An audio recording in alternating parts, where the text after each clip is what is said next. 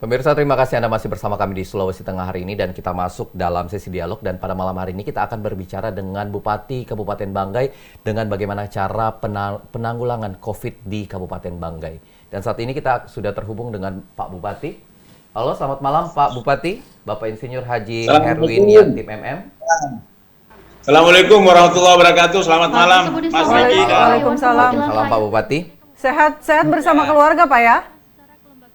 Salam ya, kita habis berbuka puasa dan selamat berbuka puasa juga Selamat nih. berbuka puasa Selamat Pak berbuka Bupati. Bapak. Ya Pak Bupati, bagaimana update data per hari ini untuk Kabupaten Banggai dalam COVID-19? Ya, baik, alhamdulillah, terima kasih. Jadi Kabupaten Banggai, alhamdulillah per hari ini dari Satgas Gugus Tugas COVID-19 sudah melaporkan per jam 4 sore tadi bahwa jumlah ODP kita 36 orang, bertambah 1 orang. Kemudian dari PDP kita ada 9 orang, dan 9 orang itu sudah 1 yang sembuh yang sejak awal, sekitar awal pertengahan Maret. Kemudian 1 meninggal, tapi itu semua bukan ciri-ciri COVID. Ya, jadi mereka itu ada tanda-tanda, tapi kemudian setelah dites rapid, dites swab 2 kali, dan semua negatif. Nah, kemudian ada 7 orang ini baru saja selesai diperiksa, dan semua negatif, baik rapid maupun swab 2 kali, itu negatif. Dan sekarang mereka sudah pulang ke kecamatan dan sudah tentu saja masih dalam posisi yang terus kita pantau. Sementara ya, mudah-mudahan kondisi orang yang Mbak. Ya, mudah-mudahan sampai ke depan tidak ada kasus positif begitu di sana, Pak ya. Insya Allah, mohon doanya. Ya, Kita baik jaga terus. Baik Pak Bupati, terkait dengan penanganan dan juga pencegahan memutus mata rantai COVID-19 di Kabupaten Banggai, apa upaya yang sudah dilakukan dan akan dilakukan begitu Pak Bupati ke depan? Ya, baik Mbak. Upaya kita sejak tanggal 14 Maret, begitu kita mendapatkan instruksi dari Presiden, instruksi Mendagri, instruksi Bapak Gubernur, kita sudah langsung membentuk tim Satgas Gugus Tugas tingkat kabupaten dengan melibatkan tentu saja seluruh komponen, unsur Forkopimda dan seluruh komponen kita, sampai alhamdulillah sudah terbentuk sampai pada tingkat desa dan kelurahan. Nah, dengan terbentuknya gugus tugas ini, dengan cepat kita sudah mampu bekerja sesuai dengan pengetahuan yang telah tentu saja tersosialisasikan oleh Dinas Kesehatan. Dan apa yang kita lakukan, seperti contoh kita mempersiapkan daripada APD, alat pelindung diri, walaupun saat itu memang sangat sulit. Kita alhamdulillah di tanggal 14 Maret itu APBD kita mensupport. Jadi ada dana yang namanya dana tak terduga yang di dalam APBD kita. Setiap tahun ada APBD kita itu menganggarkan sekitar 1,5 miliar. Itu langsung kita pakai dalam rangka penyiapan tenaga medis kami. Kami belikan APD. APD itu dalam rangka apa? Supaya mereka punya mental yang kuat. Jangan sampai ada apa-apa terus mereka sehingga tidak siap. Akhirnya mentalnya kita kasih kuat. Saya mengecek rumah sakit, puskesmas, termasuk para petugas-petugas ujung tombak kita di lapangan. Ada 26 puskesmas di Kabupaten Banggai. Semua saya cek dalam kondisi ready pada sekitar minggu ketiga Maret. Jadi jalan terus, kami terus melakukan tentu saja pengawasan. Di bandara misalnya kami lakukan tes rapid kepada para penumpang yang baru turun. Dan kemudian juga ketika di perbatasan antar kabupaten, kami berbatasan dengan Morowali Utara, kami berbatasan dengan saudara-saudara kami di Tojo Unona, tapi kami bikin pos-pos perbatasan yang tentu saja secara ketat kami menyeleksi. Termasuk setiap kecamatan kami biayai untuk membangun, tentu saja memperkuat Satgas Gugus Tugas tingkat kecamatan. Baik, Pak Bupati juga melakukan upaya buka tutup jalan begitu Pak Bupati? Ya, kami ikuti instruksi Pak Gubernur. Jadi waktu diinstruksikan buka jam 8 pagi, jam 6 pagi Mbak, jam 6 pagi, dan tutup jam 8 malam, kami ikuti itu. Di Tapi setiap semakin perbatasan dekat begitu, dengan Pak, ya? Ya, Ya. semakin dekat dengan kondisi-kondisi yang kita lihat perkembangan yang semakin akan mempunyai pengaruh kepada daerah kita, maka kita juga semakin meningkatkan kewaspadaan. Iya. Jadi bukanya jam 8 pagi. Di pos perbatasan itu, Mbak, itu kita melakukan tentu saja protap keamanan, ya, termasuk di pelabuhan, bandara. Apa protap keamanan itu? Melakukan pengecekan suhu badan, kemudian melakukan penyemprotan disinfektan kepada barang-barang bawaan penumpang atau para orang yang akan masuk. Jadi barang bawaannya, mobilnya, kita semprot semua mereka. Bahkan ada kita membuat waktu awal-awal itu, ada bilik sanitizer, itu bahkan kita pasang di sana. Oke. Pak Bupati, Alhamdulillah hasilnya baik. kalau kita ketahui, kalau tadi menurut yang Pak Bupati sudah jabarkan kesiapan dari pemerintah, dan bagaimana kesadaran dari masyarakat Kabupaten Banggai untuk memutus rantai COVID-19 ini?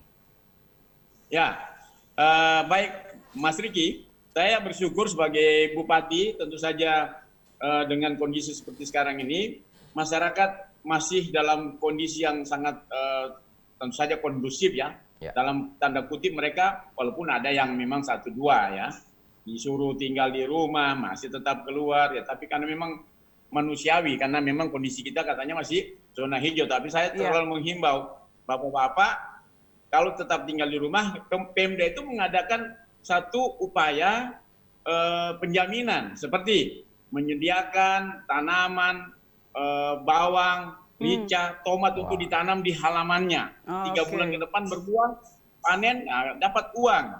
Kemudian juga pemerintah menyediakan bantuan beras dari cadangan pangan kita. Alhamdulillah ini bagian yang kita upayakan. Dan ini kita juga bersyukur. Diberikan tiap apa Pak? Tiap bulan, tiap minggu, atau seperti apa model pemberiannya? Ketahanan pangan kita, Mbak. Kita memang sudah mengucurkan beberapa kecamatan kita support dengan beras cadangan pangan kita. Cadangan pangan kabupaten ada sisa saldo cadangan pangan kita beras yang dari tahun lalu itu ada kurang lebih 15 ton. Itu yang kita support pada kecamatan-kecamatan dalam kota terutama untuk penguatan mereka yang kena dampak.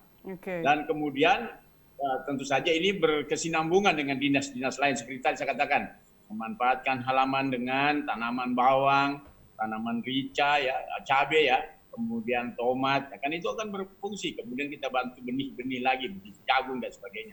Jadi mereka semangat, Mbak. Ya. Bahkan kemarin saya mau sampaikan, ya, saya mau sampaikan dulu. Kemarin 2 minggu lalu kami di video conference dengan Menteri Pertanian, kami termasuk salah satu kabupaten yang dinonton panen raya petani kami di Toili. Kami termasuk kabupaten yang mempertunjukkan bahwa Sulawesi Tengah bangkit, Sulawesi Tengah hebat karena petaninya panen.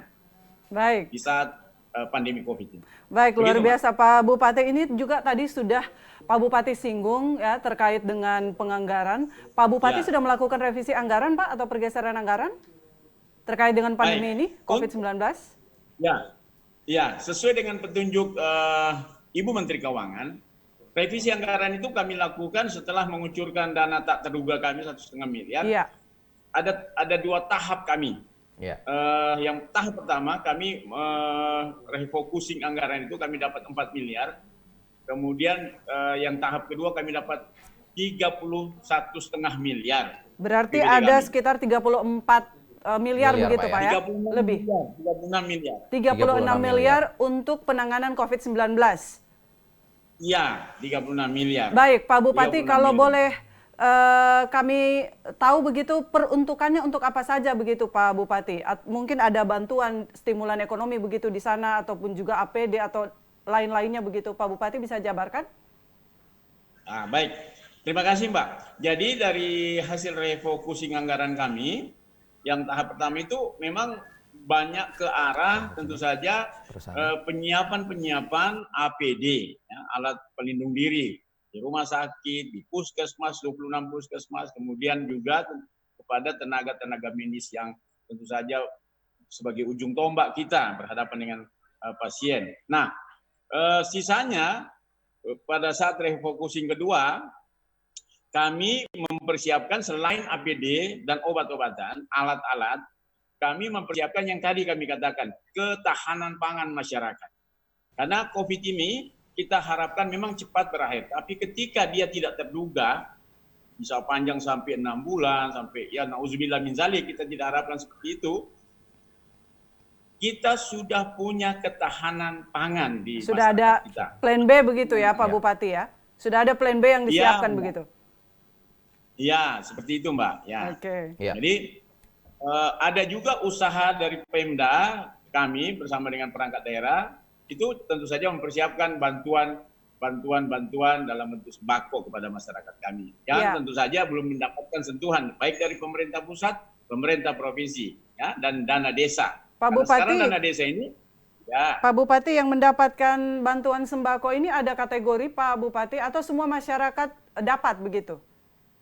Ya, yang pertama kita melihat misalnya kita bagi skala sektor ya, sektor perkotaan dan pedesaan. Oke. Bagi yang tentu saja yang pasti paling merasakan kena dampak ini adalah sektor perkotaan.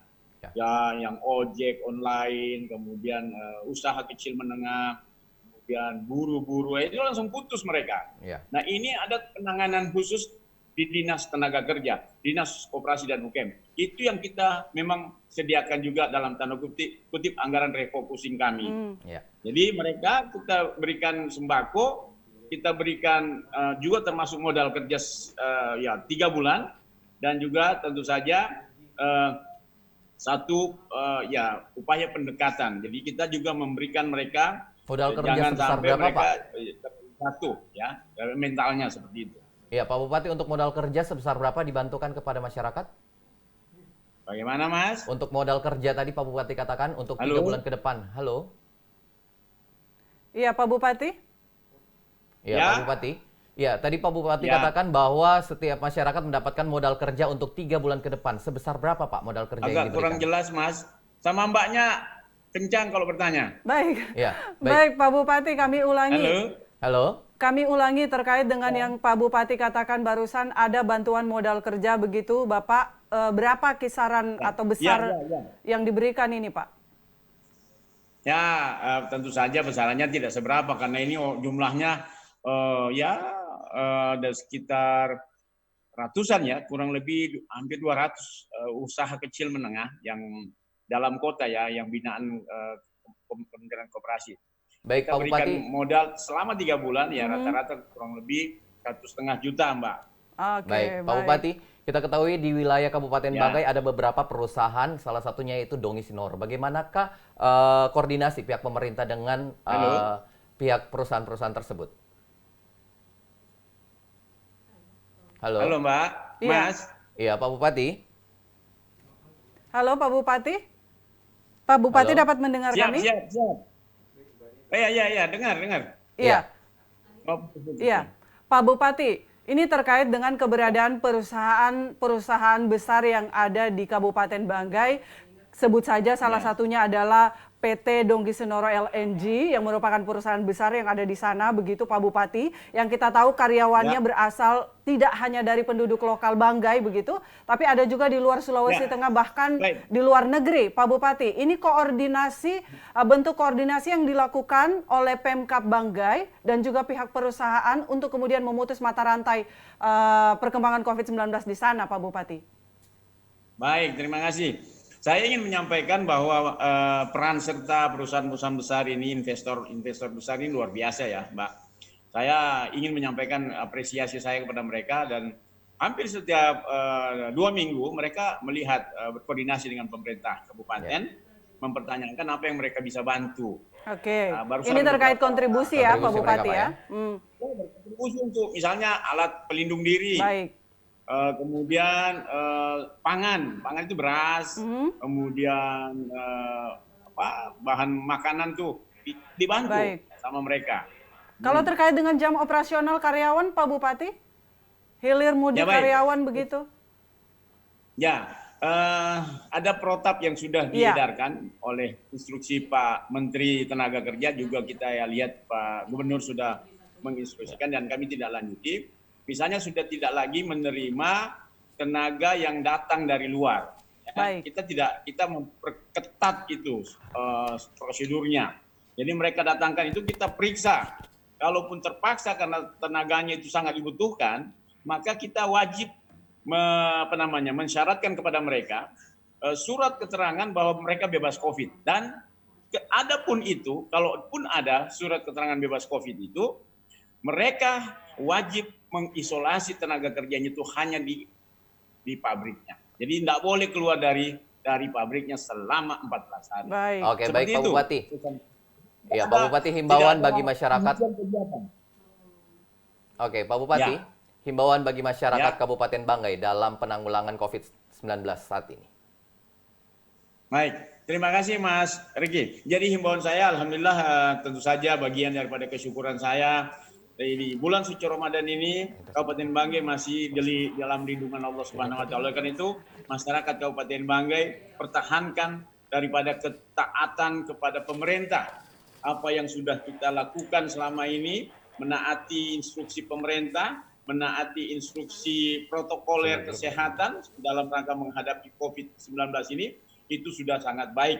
Kita harus lebih tentu saja ke depan, lebih waspada, dan kemudian tentu saja selalu bisa bersama-sama mengatasi persoalan dalam kaitan dengan tentu saja menghadapi apa yang menjadi dampak berikutnya. Karena COVID ini bagian daripada trauma yang mungkin menimbulkan sesuatu ke depannya, yang juga bersama-sama dengan kebersamaan, kesatuan kita yang sudah terbukti ini, nah, insya Allah ini akan semakin bisa menyelesaikan. Jadi saya juga sudah insya Allah dalam APBD, sudah instruksi Pak Gubernur kemarin, APBD kita akan sebagian besar akan memikirkan bagaimana tentang langkah-langkah memulihkan daripada dampak COVID kepada masyarakat kita. Seperti itu, Mas Riki dan Oke, Mbak. baik, Pak Bupati. Baik, terima kasih Pak Haji Heruwin Yatim, Bupati Kabupaten Banggai, Provinsi Sulawesi Tengah sudah bergabung bersama kita malam hari ini. Sehat selalu bersama Sehat, Pak, ya. seluruh keluarga Pak dan juga Terima jajaran. kasih.